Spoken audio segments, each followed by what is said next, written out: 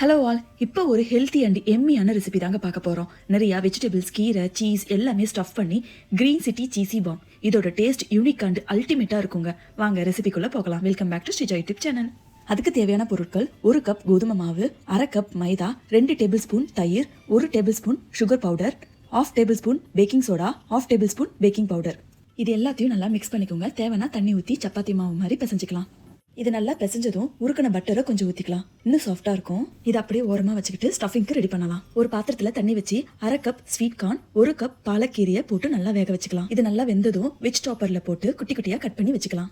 ஒரு பெரிய வெங்காயத்தை பொடியாக நறுக்கி போட்டுக்கலாம். 1/2 குடை மிளகா, ஆல்ரெடி கட் பண்ண ஸ்வீட் கார்ன் அண்ட் பாலக்கீரை, 1 கேரட்டை நல்லா துருவி போட்டுக்கலாம். இது எல்லாத்தையும் நல்லா மிக்ஸ் பண்ணிக்கோங்க. தேவையான உப்பு போட்டுக்கலாம். சீஸை நல்லா துருவி அதையும் போட்டுக்கிறேன். இது எல்லாத்தையும் நல்லா மிக்ஸ் பண்ணிக்கோங்க.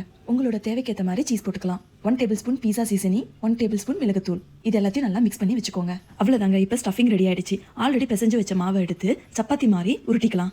மாவு உருட்டும் போது மேலே கொத்தமல்லி இலையும் தூவி நல்லா உருட்டுங்க. செமையா இருக்கும் இந்த டேஸ்ட். ரொம்ப மெலிசா உருட்டாம கொஞ்சம் தடிமலாவே உருட்டிக்கலாம். அப்பதான் ஸ்டஃபிங் பண்ணும்போது உள்ள இருக்கிற ஸ்டஃபிங்லாம் வெளியே வராது. ரெடி ஆயிடுச்சுங்க. இப்போ இதை அப்படியே திருப்பி போட்டு ஆல்ரெடி ரெடி பண்ண ஸ்டஃபிங்கை 2 டேபிள் ஸ்பூன் போட்டுக்கிறேன். அதுக்குள்ள கொஞ்சம் சீஸை வச்சுக்கிறேன். ஸ்டஃபிங் வெளியே வராத மாதிரி நல்லா ரவுண்ட் ஷேப்பில் போட்டு உருட்டிக்கலாம். உள்ளே இருக்கிற ஸ்டஃபிங்கில் வெஜிடபிள்ஸ், கீரை எல்லாமே இருக்குங்க. ஸோ ஹெல்த்தியும் கூட. உங்கள் வீட்டு பசங்களாம் கீரைலாம் சாப்பிடலாம். இதை மாதிரி டிஃப்ரெண்ட்டாக செஞ்சு கொடுங்க. கண்டிப்பாக சாப்பிடுவாங்க. நல்லா ஞாபகம் வச்சுக்கோங்க, உள்ளே இருக்கிற ஸ்டஃபிங் வெளியே வரக்கூடாது. அதை மாதிரி நல்லா சேஃப்டியாக லாக் பண்ணிக்கோங்க. இப்போ அடுப்பில் ஒரு பேன் வச்சு கொஞ்சம் பட்டர் போட்டுக்கலாம். ரெடி பண்ண பவுலில் ஷாலோ ஃப்ரை பண்ணி எடுக்கலாம். சூப்பரான green city cheesy bomb ready ஆயிடுச்சுங்க.